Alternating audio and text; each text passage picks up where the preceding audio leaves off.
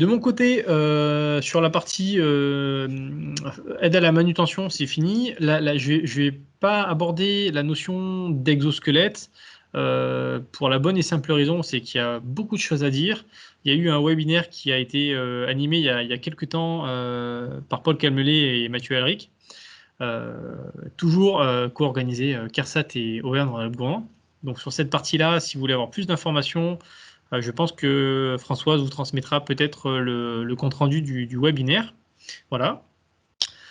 Sur tout ce qui est aide à la manutention par rapport à ce qu'on a vu, vous pouvez bénéficier de pas mal de vidéos sur le site YouTube de la CARSAT Pays de la Loire. Alors, je fais un peu de la pub à une autre région que notre région et la CARSAT qui nous représente par Stéphanie.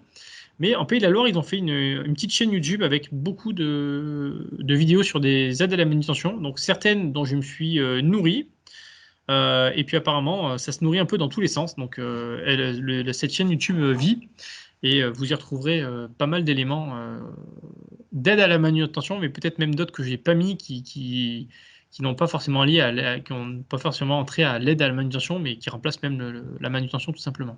Stéphanie, est-ce que je te laisse reprendre la main pour la bibliographie? Oui, juste là pour finir, effectivement, sur la CARSAT Pays de Loire est pas mal concernée par l'agroalimentaire ainsi que la CARSAT Bretagne. Donc c'est vrai qu'on retrouve comme ça des ressources sur d'autres sites internet. Et puis également sur le site de la CARSAT Rhône-Alpes, vous trouverez tout ce qui est aide financière possible, avec donc des aides financières spécifiques aux entreprises de moins de 50 salariés. Donc là, on a pas mal de dispositifs sur du matériel très précis d'aide à la manutention, ou du matériel pour lequel il faut fournir un petit argumentaire, mais voilà, des aides financières pour les moins de 50, et puis sinon la possibilité de faire des aides financières plus, on va dire, ambitieuses pour des projets de prévention plus globaux au niveau des entreprises, là, en fonction là, de vos codes risques et de l'activité de votre entreprise. Et il y a différentes possibilités. Voilà, vous trouvez toutes ces infos sur notre site internet également. On va peut-être rebondir. Oui, donc à la fin du diaporama, vous trouverez également une petite biblio sur les documents essentiels du réseau prévention, donc essentiellement élaboré par l'INRS. Voilà, sur tout ce qui touche à la conception, aux équipements de travail. Il y a pas mal de nouveaux documents aussi sur les exosquelettes. Et puis quelques docs un peu plus spécifiques à l'agroalimentaire.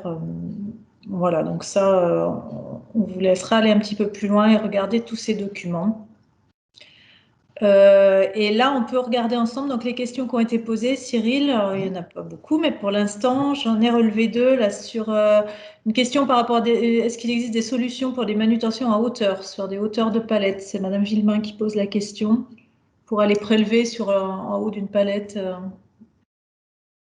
Eh ben, en haut d'une palette, oui. Alors, j'oserais dire par rapport à ce qu'on a vu. Alors, c'est prélever quel type d'article? Des bacs, Si Madame Villemain peut sacs de compléter. congé? Oui, bonjour. Non, c'est pour aller chercher des emballages. C'est des palettes d'emballage. En l'occurrence, ce sont des boîtes d'œufs, donc qui sont cerclées et qui sont empilées sur des palettes qui vont jusqu'à plus de 2 mètres de hauteur. Donc la difficulté, c'est pour les salariés d'aller chercher si haut des emballages.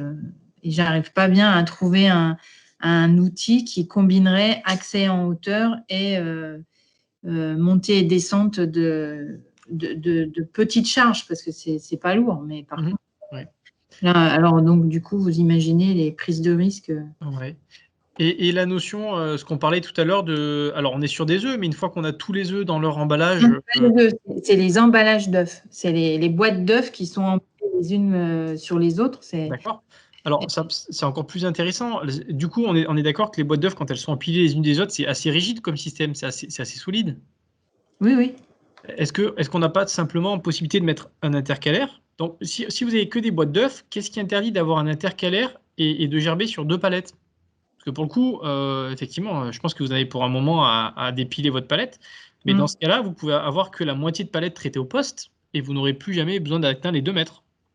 Oui, après, c'est la question c'est la question économique, c'est le coût des emballages. Enfin, nous, on achète les emballages, ils nous arrivent sur des palettes comme ça. C'est des hauteurs qui sont optimisées par rapport à la logistique internationale, quoi.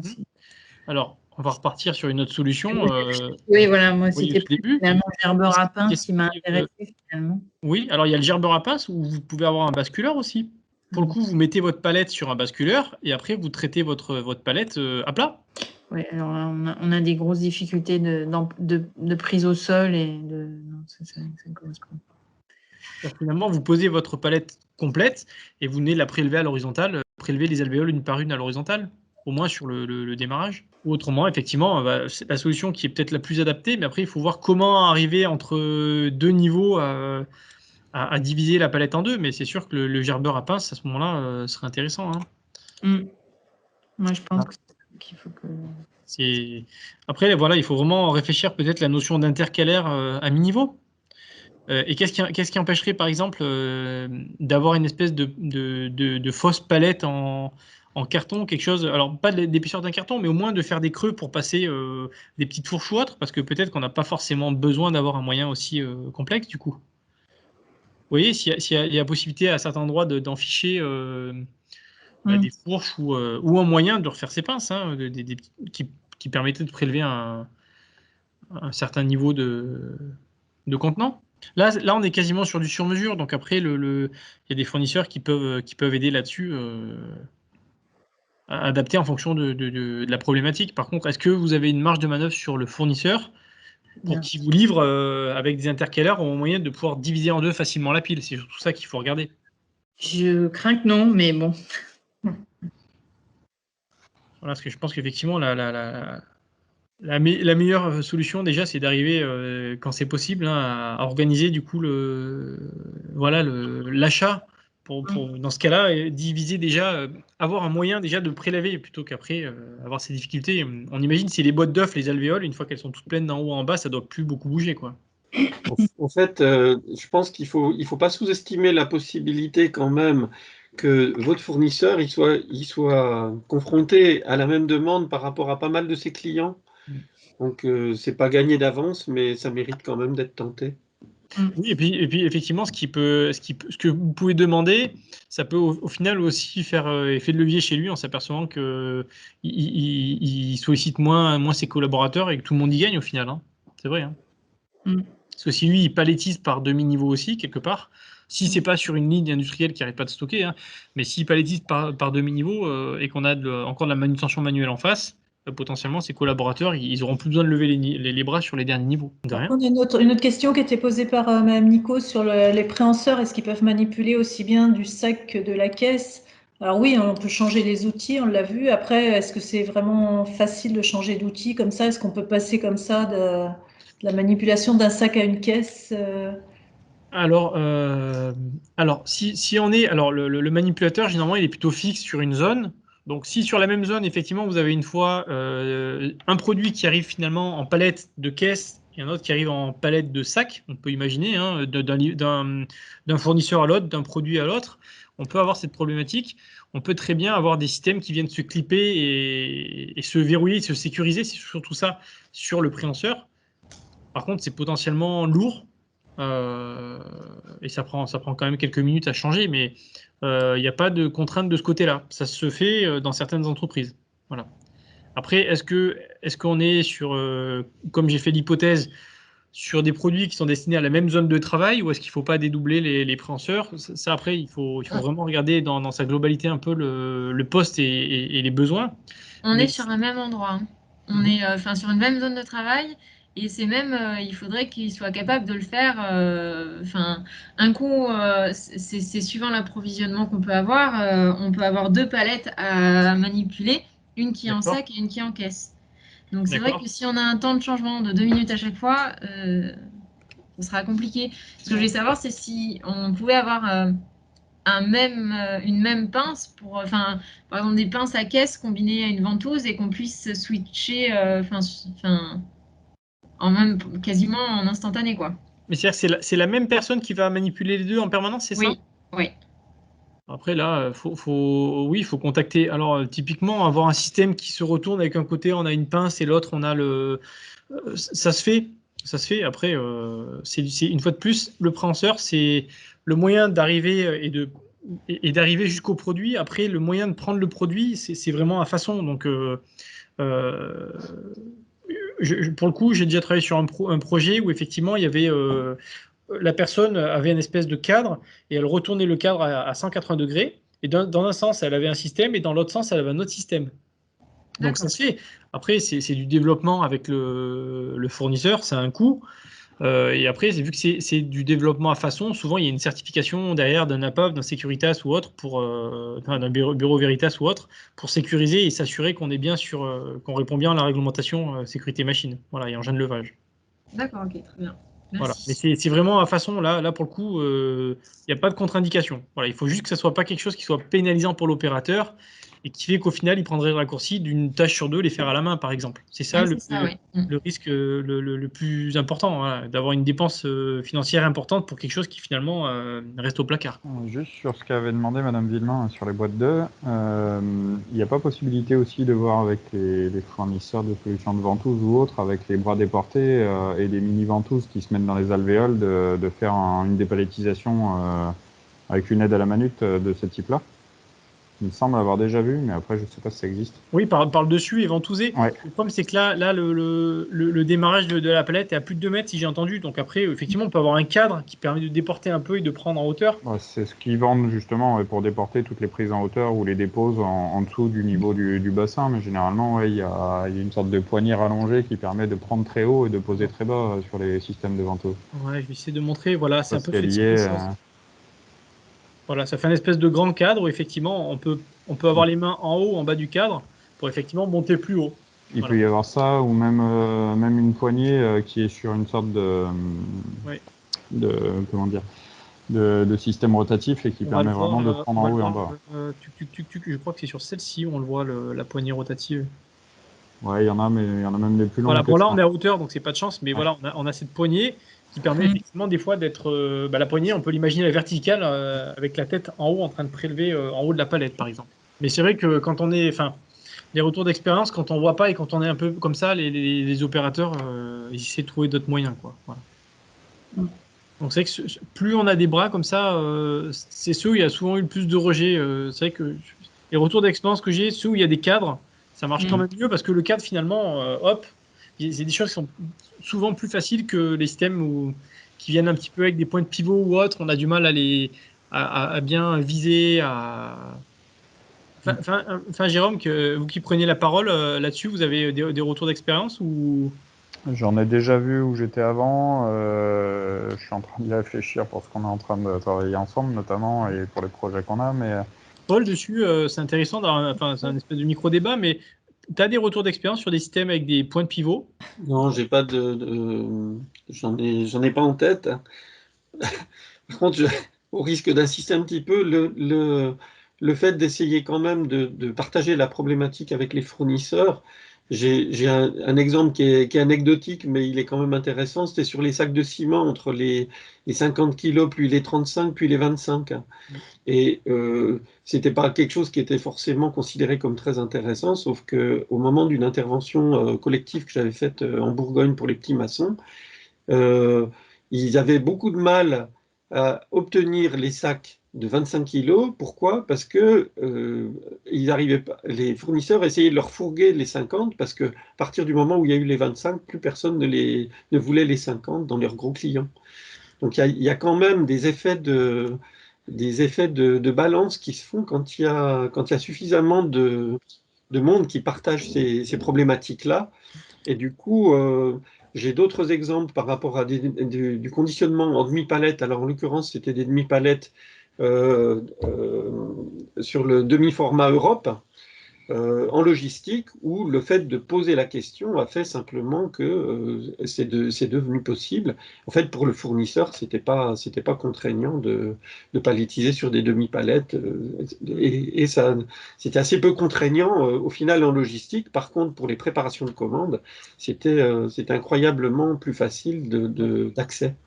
Donc, après la caution de la palette supplémentaire à chaque stockage, une fois qu'il y a la rotation, en général ça pose très peu de contraintes, je confirme aussi, Paul. Ouais. Voilà, et on s'est aussi aperçu que souvent, et notamment sur les questions de logistique où il y a des intermédiaires, les problématiques de palettisation font écho aux problématiques de dépalettisation. Tout à fait. Donc, on a très très souvent la préparation des conditions de travail du suivant qui pose exactement les mêmes problèmes à son propre chef. Et sur le plan technique, pour répondre à la question, non, j'ai pas d'exemple en tête immédiat. Mais tu fais bien de remettre en avant effectivement l'organisationnel qui est quand même avant tout à mettre en avant avant d'arriver sur une solution qui est plus lourde, plus coûteuse et des fois qui apporte moins bénéfices que déjà l'organisationnel en amont. Ouais. Et qui contribue à faire changer les standards. Ouais. Et Paul, il y a une chose qui est intéressante dans ce que tu dis, c'est que effectivement, ce qui se fait en palettisation se fait en dépalettisation ou vice-versa, ce qui veut dire que potentiellement le fournisseur a la même problématique, mais s'il ne l'avait pas parce qu'il avait un moyen industriel de palettiser en amont, dans tous les cas, si vous dépalettisez, il y a fort à parier que vos concurrents, vos confrères ont la même contrainte que vous. Et quelque part, ce qui se passe chez vous, ça peut être bénéfique pour le fournisseur au prix de ses autres clients. Donc ça, c'est aussi un effet non négligeable. Après, moi, je me demandais dans quel cas, parce que j'ai des entreprises qui m'ont posé la question plusieurs fois, dans quel cas est-ce que c'est intéressant que ce soit la palette elle-même qui soit mise à niveau dans le cas par l'intermédiaire de fosses, par exemple. Là, il faut être sûr d'être dans un endroit fixe déjà, puis il faut des gros volumes, j'imagine. Oui, alors si tu parles de fosse, c'est que la notion de demi-palette n'est pas acceptable. Oui. Voilà, souvent la réflexion de la demi-palette, elle est pas, ou elle est occultée ou elle n'est pas connue. Donc la première chose, c'est que, la réflexion qu'on observe souvent, c'est, ok, je vais essayer de travailler la mise à hauteur, donc je mets un élévateur. Mais en fait, c'est un moyen qui m'aide et qui aide mes opérateurs pour les niveaux bas. Par contre, je n'ai pas de solution pour les niveaux hauts. Et souvent, la solution qui est si les gens vont un peu plus loin, c'est du coup, les niveaux hauts, il faudrait que je sois en dessous du sol, donc je vais mettre une fosse. Voilà.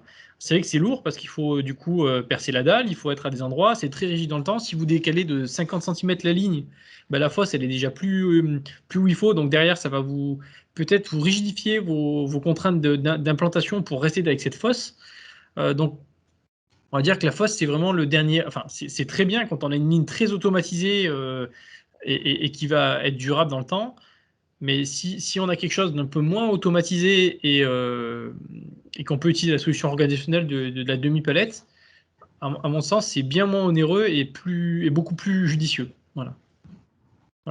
Mais c'est que si on dépaletise, je ne sais pas, du verre, sur de l'embouteillage, si on a de l'embouteillage de volume et assez industrialisé, finalement, vous pouvez avoir à ce moment-là une fosse, mais vous pouvez aussi très bien réaliser l'action de la même façon avec une demi-palette de verre, la deuxième demi-palette dessus et diviser l'une et l'autre. Il n'y a aucun souci de ce côté-là. Voilà. C'est beaucoup plus flexible dans le temps et si vous avez des opérateurs autour, ils trouveront leur intérêt et potentiellement ça ne vous aura rien coûté une fois qu'il y a la mise en caution des palettes Europe qui tournent. Il n'y a pas de frais forcément supplémentaires, quoi. Et pour le coup, la solution fausse, il faut vraiment bien peser les questions de nettoyage et de sécurité et de maintenance parce que le fait de gérer une différence de niveau et un trou difficile d'accès, c'est assez constamment un problème, en particulier. Ouais, ça engendre plein de contraintes autour, effectivement, de la simple descente de palette quelque part. Ouais. Faut sécuriser la zone. Comment on fait quand il n'y a pas de produit, quand il n'y a pas de palette sur la fosse? Effectivement, ça peut engendrer plein d'autres contraintes qu'on n'a pas forcément avec du gerbage de demi-palette. Au final, je pense que cette solution-là, je l'ai beaucoup plus vue opérationnelle, moi, pour charger depuis des plateformes. Et donc, pas avec une fosse, mais avec une différence de niveau de type quai. Mais avec de toute façon la problématique que du coup, on doit avoir une zone de travail sur 2 niveaux. Ouais. Ce qui existe dans pas mal d'endroits, mais du coup, ça doit se gérer sur ce. Je vais essayer de reprendre. Voilà. On arrive à quelque chose de ce type-là au final. C'est le poste qui est mis en élévation sur une plateforme. Alors ça, pour le coup, ça a quand même l'intérêt aussi de séparer le flux entre la zone logistique et la zone de production. Ça peut aussi avoir son sens. Mais c'est vrai que si on travaille sur du Gerba, on n'a pas besoin d'avoir de plateforme et des choses un peu plus complexes qui sont peu flexibles dans le temps. Voilà. Parce que là, plus on a des outils un peu lourds, moins malheureusement on peut remettre en question l'équipement et la zone de travail, quoi. Voilà, et en tout cas, merci à vous d'avoir participé. Merci Stéphanie, de toujours ta confiance et de nous ouvrir l'espace qui permet aussi de faire ce genre d'événement. À toi Cyril pour ton intervention. Et puis Paul dans l'ombre là, qui n'est pas animateur de Teams, mais qui, le gros de son activité, la passe dans l'ergonomie aussi et à l'accompagnement d'entreprise. Merci à vous et puis à très bientôt. À très bientôt. Bonne fin de journée. Merci vous aussi. Au revoir. Au revoir. Et portez-vous bien à vous. Ouais. Merci.